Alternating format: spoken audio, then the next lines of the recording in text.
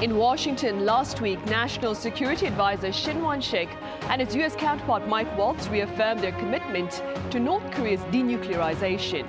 So what are the prospects of this goal? That is the question for our foreign correspondents today.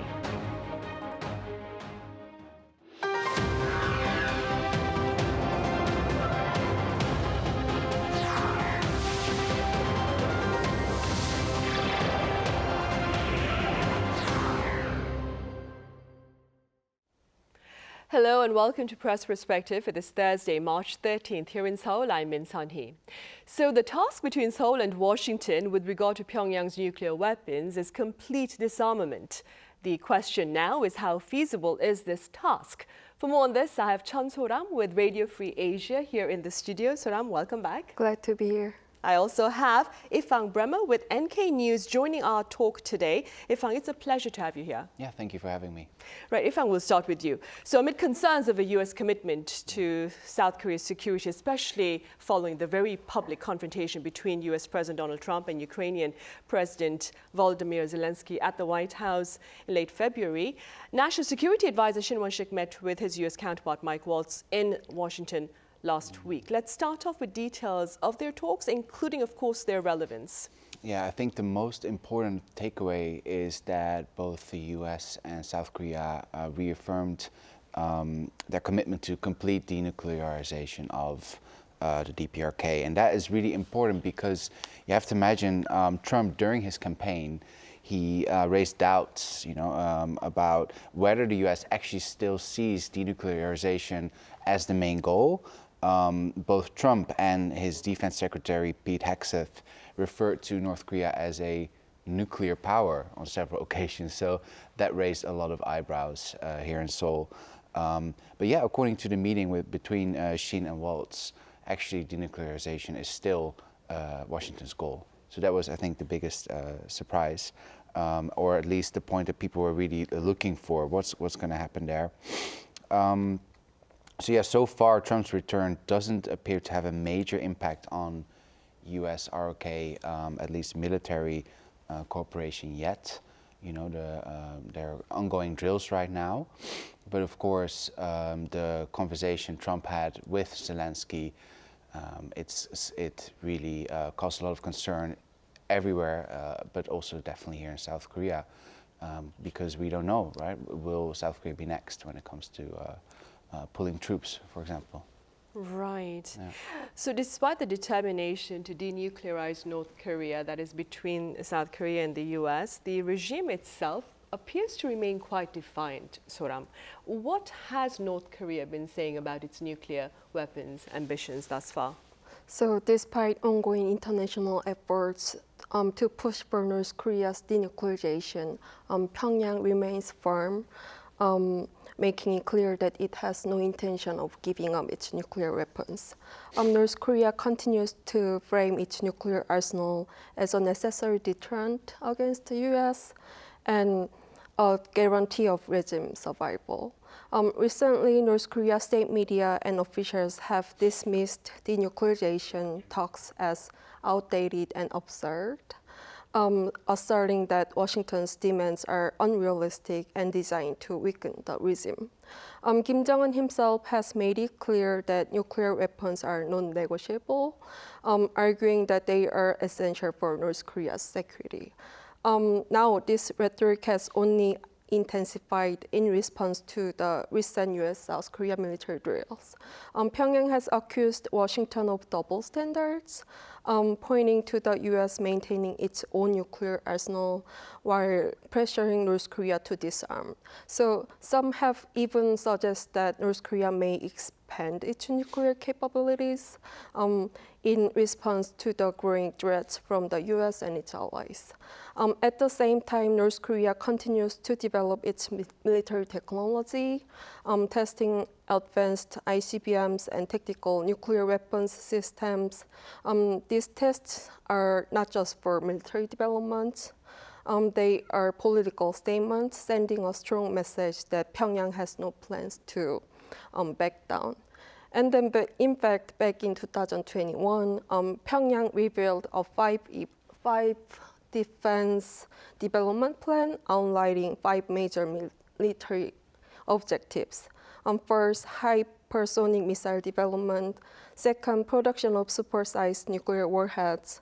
Third, development of solid fuel ICBMs and nuclear-powered submarines and underwater strategic weapons and military satellites. So over the past few years, North Korea has made significant progress on these goals. And recent images even revealed nuclear-powered submarines. So this suggests that North Korea is following through on all of them, and despite international pressures and sanctions. Right. And against this backdrop, Ifang, do you suppose North Korea can be coaxed to abandon its nuclear weapons ambitions? No. Short I think, response. as Soram said, Kim Jong-un has made it clear that nuclear weapons are vital for his survival, the survival of the regime itself. It's a safeguard, right, to North Korea. So I personally don't see what other steps the international community can take at this point. North Korea has learned to live with sanctions. They're very creative. You can sanction North Korea all you want, but they will find ways to keep money coming in, and that money, most of that goes to the nuclear weapons, or at least the armed forces. So yeah, the regime has shown resilience to pressure from the international community. So, offering sanctions relief or maybe economic opportunities, I don't think it will be enough to tempt North Korea to give up its nuclear weapons. I think we're way past that point. Do you suppose its defense deal with Russia has also made it more defiant with regard to its nuclear ambitions? Of course, yeah. Pyongyang feels very much strengthened through that cooperation, and it's, for all we know, it's mutual, right? It's both Pyongyang supporting Moscow, but also the other way around. At least that's what both parties have told the international community, and they're quite open about that too.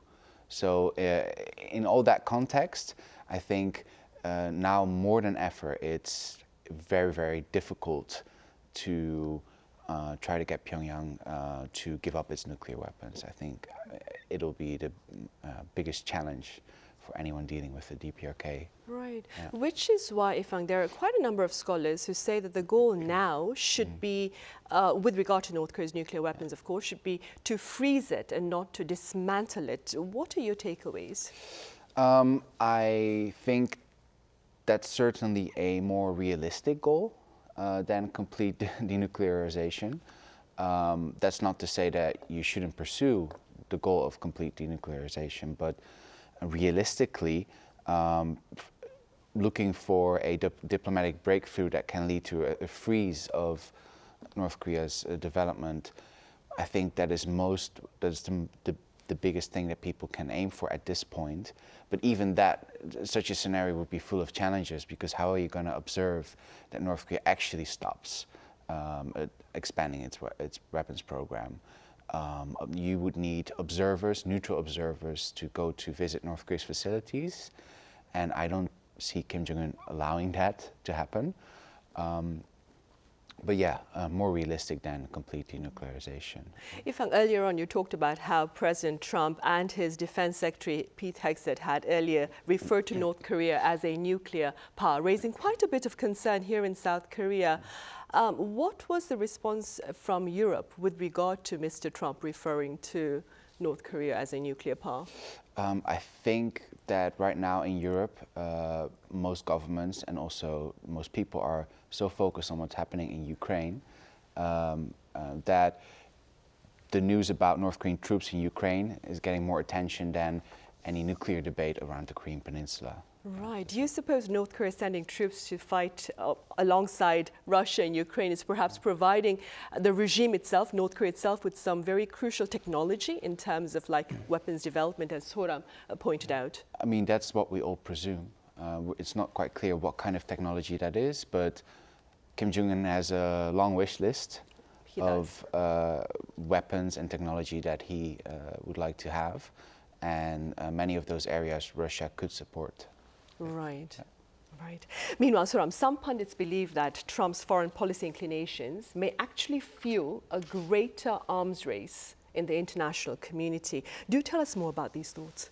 So, despite President Trump saying he wants to work with China and Russia to stop the global nuclear arms race, some experts believe his foreign policy could actually do the opposite, fueling more nuclear expansion. One major concern is Trump's stance on U.S. alliances. His position towards Ukraine has already made some U.S. allies nervous, and now there is growing talk about countries like South Korea, Japan, or even NATO members considering their own nuclear weapons. It's debatable, but yeah. And this could trigger a nuclear domino effect where one country going nuclear pushes others to follow, further escalating global tensions. And then there's North Korea. At this point, many experts believe that it seems almost certain that Trump and Kim Jong-un will have another summit. But this time, experts believe Trump might tolerate North Korea's nuclear weapons in exchange for diplomatic ties, a move that can position him for a Nobel Peace Prize. In response, North Korea is ramping up its nuclear and missile programs, not just to strengthen its arsenal, but to use them as bargaining chips. The regime is likely aiming to win as many concessions as possible, such as sanctions relief and the cancellation of U.S.-South Korea military drills. And if Trump effectively accepts North Korea as a nuclear power, it could set an example that nuclear weapons are acceptable tools for diplomacy. So this could encourage more countries to pursue nuclear programs, weakening arms control efforts worldwide. Right, and as Soram said, Ifang, there is talk here in the country about the need perhaps of nuclear weapons for South Korea as a policy insurance against aggression, if you will, and especially amid questions also about whether the U.S. is a reliable security partner under the Trump administration. What do you suppose would be the pros and cons of nuclear arms for South Korea? Well, you really saw that debate pick up speed last year. You know, suddenly there were academic forums, people were talking about South Korea developing its own nuclear program. And I mean, there are many aspects to consider. First of all, practical, right? South Korea needs to obtain that technology first. Would Seoul then also test its nuclear weapons? It's a very small country. Where are you going to test? Or are you going to do it like Israel, no test at all? Where would these weapons be stored?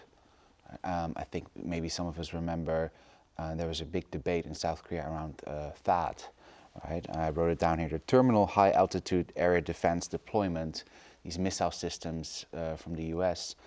And there were some villages in South Korea that got really upset when they heard that those systems might be deployed there because it makes them a prime target for any counterattacks. Right? So all these practical questions quickly arise, and then you haven't even started talking about, of course, that a lot of people believe that the more nuclear weapons, the worse, right? The closer we all as a community, international community, get to a very bad situation.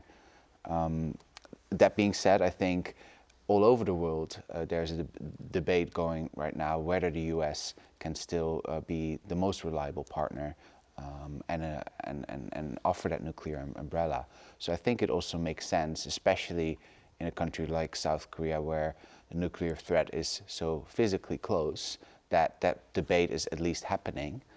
And I'm very curious to see whether that will also transform into actual, policy or something like that. Yeah. Right. I wonder, Ifang, based on speaking within your capacity as a journalist based here in South Korea, what about the geopolitical implications of South Korea pursuing nuclear weapons? For example, how do you see China responding to such a stance by Seoul? I think Beijing would not want any more nuclear weapons on the Korean Peninsula, whether it's North Korea or South Korea, to be honest. Of course, South Korea would perhaps be seen as a more a stronger military power, right? But yeah, as you mentioned, whether South Korea's neighbors will allow that to happen is another very difficult question, and I think the answer is no. Right, right. Soram, we have a bit of time left, so let's now turn our focus away from nuclear weapons to some disturbing news within North Korea that your agency recently covered. It covered the story of a very shocking public execution of North Koreans. Could you tell us a bit more about that particular case? So back in February last month, North Korean authorities executed 3 men in their 30s who were trying to escape North Korea by boat. The 3 men got lost in heavy fog at sea, and they thought they crossed the border when they saw a fishing boat. And they said they asked for help, saying they were from North Korea and they are trying to go to South Korea. But then the boat turned out to be a North Korean patrol boat. And they were caught on the spot and immediately arrested, according to RFA sources. And the execution took place in South Hwanghae province, and local residents were forced to watch as a warning against future escape attempts. That's really terrifying. Most of the crowd had no idea what was going on, and the 3 men were tied to stakes and shot 90 times. 90 times? 90 times. To the 3 people? To the 3 people. Then their bodies were burned in front of the crowd. This kind of brutal punishment isn't new in North Korea. Public executions have long been used for crimes like murder, human trafficking, or even distributing South Korean videos. But the punishment for escape attempts has become even harsher. In the past, these men might have been sent to a re-education camp for up to 15 years, but they now face public executions. With these public executions, the regime is sending a strong message to people, spreading fear to stop people from even thinking about escaping. It is a harsh warning of what can happen to anyone who tries to escape. And this even underscores the ongoing human rights abuses in North Korea, where the regime uses extreme measures to maintain control over people and suppress any challenges to its authority. Right, and these alarming violations of human rights by North Korea were recently touched upon at the UN. I believe this is a story that you covered. Do fill us in. Yeah, so every 4 years, the UN examines the human rights status of each country. And in 2024, it was the turn for North Korea to be examined, right, by other countries. And what happens is that a North Korean delegation in Geneva will get a lot of questions from diplomats from other countries about all kinds of violations, such as the ones described by Soram. And yeah, so other countries can then express also recommendations to Pyongyang. And North Korea rejected the majority of recommendations by these UN member states of how to improve human rights in the country. Most notably, the recommendation to ratify the Convention Against Torture.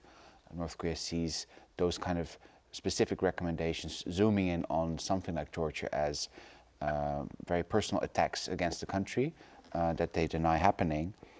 And interestingly, North Korea also accepted some recommendations, including one to increase internet access for its citizens, which is quite odd because actually from what we know from defector testimony is that actually freedom of information is getting more and more restricted.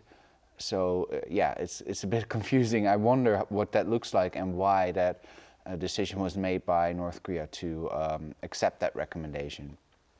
But these recommendations, they're very vaguely phrased. So to increase internet access to who? For the people in Pyongyang, for the whole country. As far as we know, most North Koreans don't have access to the internet as we know it. They have a closed circuit intranet.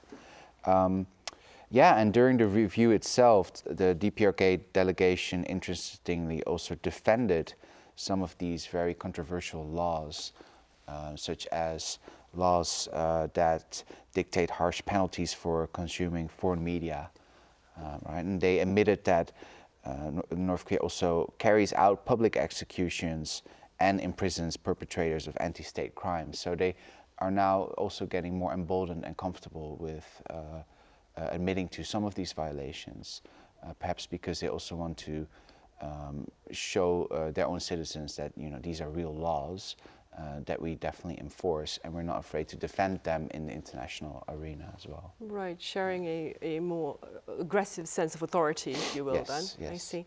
All right, I'm afraid that's all the time we have, Ifang. Thank you so much for your time and your thoughts today. And Soram, thank you very much for your insights. Thank you.